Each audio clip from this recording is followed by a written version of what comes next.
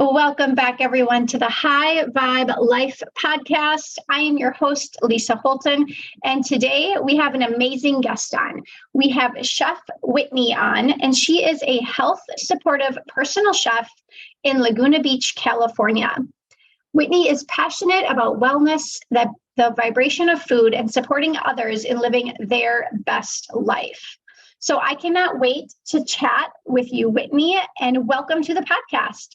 Thank you. Lovely to connect with you and chat here.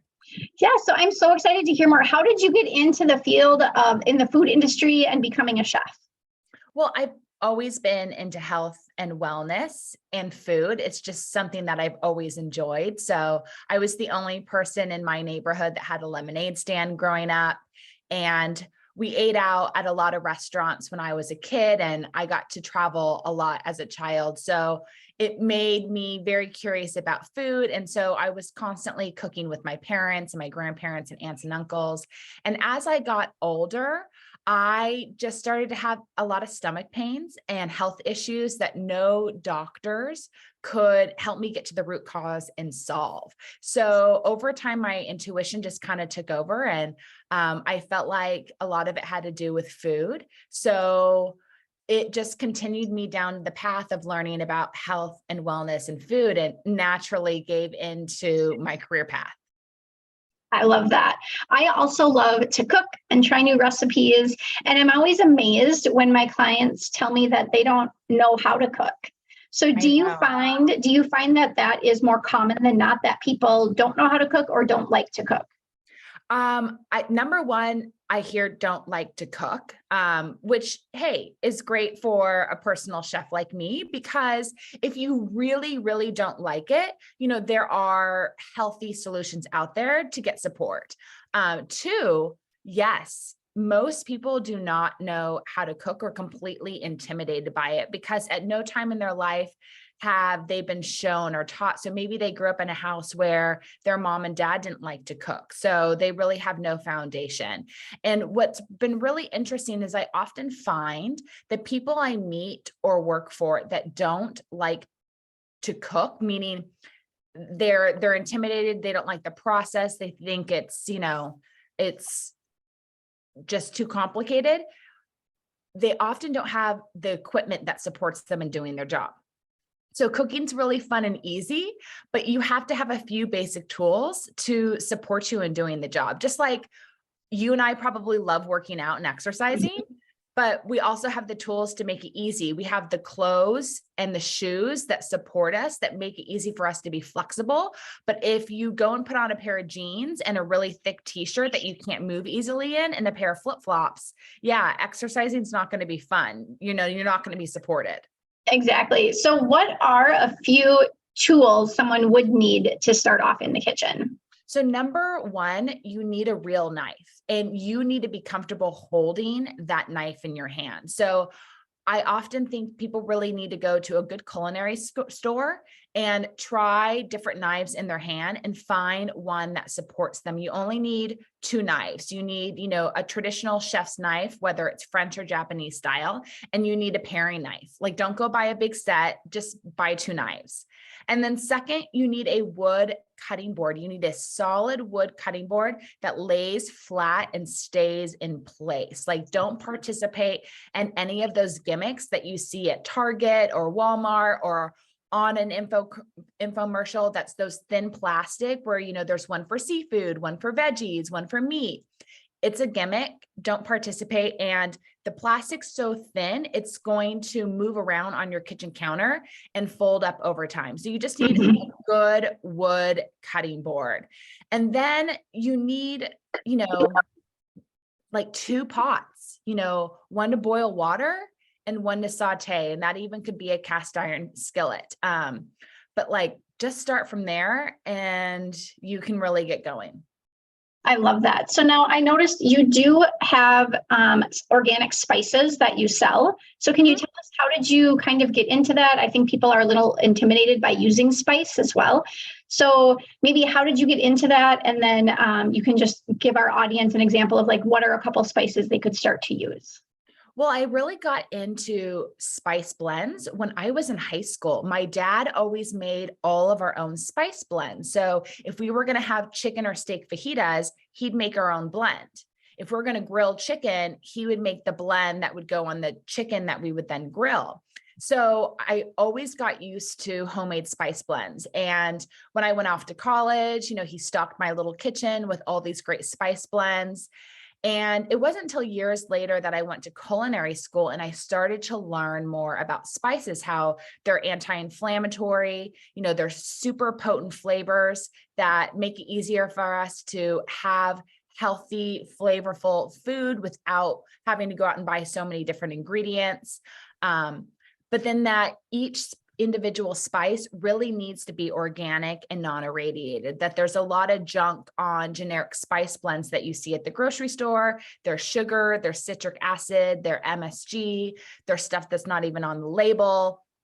So that made me even more passionate about my spice blends. And working as a personal chef and working with clients that always want healthy food, you have to figure out a way to kind of jazz up a grilled or baked chicken breast, make a baked piece of salmon more exciting. And the way you do that is through spice blends, but you use organic, non-irradiated spice blends, you use real healthy sea salt, and that adds vibrant color to the food that you're cooking and tons of flavor without extra calories, sauces, and overall junk. And so that's how I got into it. And the spice blends that I sell are really the blends that my family and I have been using for almost 20 years, or that I started creating for my personal chef clients. I absolutely love that. Just to interject, my husband has some food sensitivities, and we found out a few years ago, maltodextrin is one he's sensitive to, which is in like almost all spice blends, like over the counter. So I had to start creating or making all my own spice blends too. But I will say, even though I like to cook, that's really not my favorite thing to do, is to try to create that. So I can't wait to try some of yours, just because then they're like done for me. I don't have to make them. Thank you. And if anybody listening would like to try Starseed Kitchen's organic spices, you can use the code Starseed at checkout to get 10% off, and that helps cover shipping for you guys. So just type in Starseed, STARSEED, when you check out, and you can get a discount on your spices. That's awesome. Thank you, Whitney. And I'll put all of that information in the show notes so you guys can pop there and check out her spice blends. Thank you. Talking about spices, what is like maybe one or two seasonings or a spice blend someone should have on hand starting out? So there's two that everyone should have in the kitchen, and you've heard this before, but it's about the quality. So number one, salt. So everyone should have real salt in their kitchen. So you want salt that has no additives in it. So you should not be buying the box with the little girl with the umbrella on it. That has tons of additives, and tons of the minerals have been stripped from it. So we use salt to season our food, and we use salt to get minerals. Even farmers buy salt for their animals. You need salt to actually be hydrated and to stay minerally rich. So I'm a big fan of Redmond Real Salt. You can buy salts when you travel to different areas, because there's different minerals wherever you purchase salt. And then two, black pepper. So I love black pepper two different ways. I love to have a grinder so I can have it fresh. That's great to go on top of salads. And then I love a coarse black pepper to go on top of steak or chicken, sometimes on veggies. So start with salt and pepper and then build from there. All right, I love that. Is salt that's not in the blue box, is that easy for people to find in their grocery store? Yeah, so Redmond Real Salt is the number one I use. It's from like an ancient salt seabed in Utah. So you can find that in most grocery stores. You don't need pink salt or gray salt or white salt or yellow salt or black salt. You just need salt that hasn't been stripped of its minerals. and start looking at the grocery store at the salt you're purchasing. And just like with everything else, turn it around, read the ingredients or read where it's from. If it's not from a place, then that means it's manufactured in a large facility, which means lots of the minerals get stripped off and sold in different ways before the actual salt crystals get to you. So just like everything else in the world right now, you just have to read your ingredients list. Yes, love that. Now, you also have a podcast called High Vibration Living. And so on the podcast, you talk about the vibration of food, which I also have talked about on my podcast. And so I would love to hear what you think about the vibration of food and the food that you're ingesting. Yeah, so I talk about it because I want to get people thinking about how the food that they put into their body affects how they feel. Getting people away from the victim mindset that, they feel this way because they don't have energy because of this, that, and the other, but they can really control that by controlling what they eat. And so there's food that's going to make them feel good, that's going to raise their vibration. And there's food that's going to take you down, that's going to leave you in a low vibration state. And, love and joy and,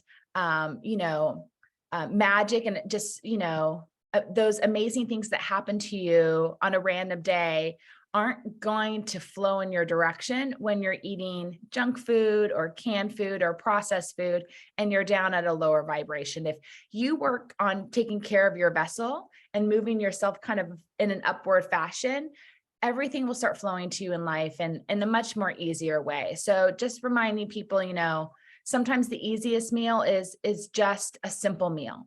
So vegetables, lightly steamed, roasted, a simple chicken breast or salmon fillet. It doesn't have to be complicated, but you can still make it delicious.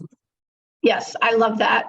So for example, last night for supper, we had steak that I just, cooked in a cast iron pan on the stove and then finished it in the oven with some roasted potatoes and asparagus. So super simple. It took like 20 minutes to make.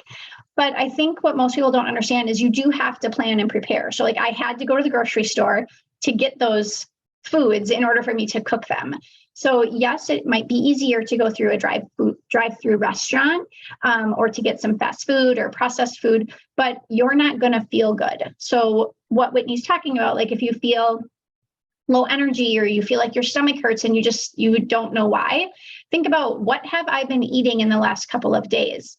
And does that contribute to how I feel? Because when you eat high sugar, high fat foods, you are going to have low energy. When you eat more whole foods that come from the ground, or I like to say come from a mother to my clients for their protein, you are going to feel better. You're going to have more energy, and that will make you want to move your body more. It will make you, more happy so that you can be a better mom or wife or friend, coworker. But when you are constantly feeling like garbage, basically, it's really hard to be your best self and to help other people as well. Absolutely. And I think if you start to think about where your food comes from, it helps you make better choices. So if you know that you can go out and source your piece of steak and you can do it the best that serves you and your budget. So you're looking for 100% grass-fed or grass-fed field harvested.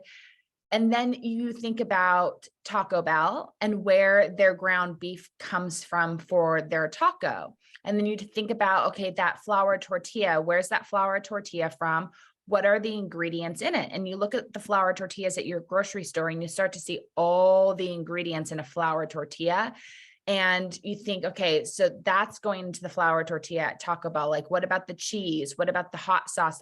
Where are these ingredients coming from that they're all putting together at Taco Bell for me instead of me doing it for myself? And then layer on the attitude of the people that are working at that fast food location. Are they happy? Are they enjoying their job? Are they pissed? Are they throwing your food together, or are they mindfully preparing it for you? How are you feeling when you're eating it? Are you stressed? Are you eating in your car? Are you driving while you're eating? So your body's not able to take a moment to rest and digest. So all those layers go into high vibration versus low vibration. And so when you start to think about all the hands that are maybe touching your food before you do, it starts to make it really easy to aspire to make more meals at home. Yes, that is so true. It's kind of like the whole circle, the big picture that you have to look at as what you're putting in your body. And the other thing you can think of too is like what you said, do these employees care? Like, does the CEO of, say, Taco Bell, do they really care about you and your health? Or does the farmer down the street from you that's growing his own cattle, he cares? So yes, it might be a little bit more work to go to his farm or seek them out at a farmer's market. They actually care about you and how you feel, and they want, you to feel your best. And so they're raising their cattle in a certain way to help you feel your best. And that farmer or rancher actually cares about you, unlike the CEO of a large corporation. I agree with you. And I know for anyone that's listening, like making changes in the way you eat at home and the way you shop is hard. It's not easy. And it can be very overwhelming. So I always suggest just one change at a time, start by ordering some different meats directly from a farm online or at your farmer's market and keeping them in the freezer. And then, rotating one into your routine for preparing food once a week, choosing a new recipe once a week to try and prepare. Because I understand that takes some time when you have to practice doing something new or try something new. You need a little more prep time. But just one little shift a week in how you cook food at home or how you grocery shop will make substantial changes in your life in such a positive way. Like you'll really, really feel it. It's something that is tangible, and it's worth it.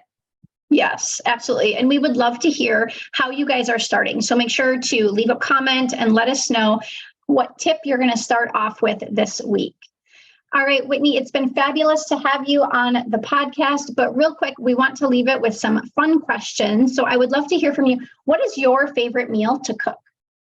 Ooh, it always depends on the season, so there's so many things that I like to cook. It all depends on what I'm craving at the moment. And so right now I love anything that's slow cooked in a Dutch oven with bone broth. So I like searing some lamb shanks or some beef short ribs, and then adding in bone broth, a bunch of vegetables, and slow cooking that in the Dutch oven for 2.5 to 3 hours.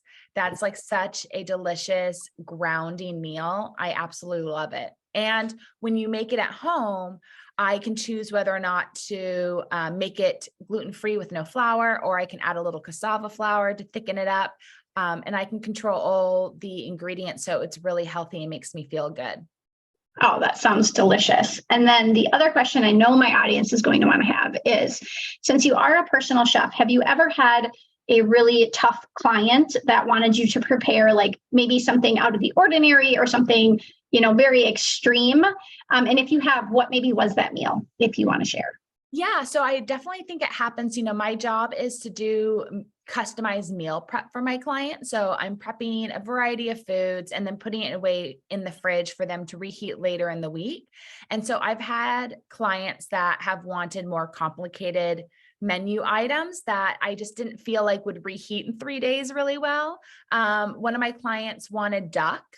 And I thought that's fine if you want to immediately eat dinner, but I don't know if I can deliver on that and you reheat it in 3 or 4 days and be satisfied. I would say that would be the oddest one. The other one is a client. A client of mine really loves these certain French fries that used to be at a French restaurant in New York City.